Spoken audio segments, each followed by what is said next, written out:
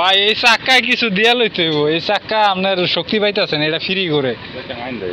হ্যাঁ ঠিক আছে, এই চাক্কায় কিছু দিয়া লইতে হইব।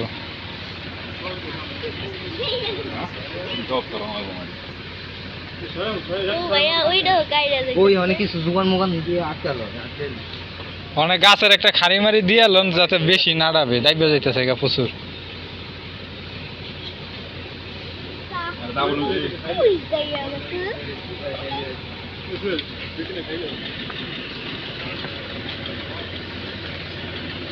অবস্থা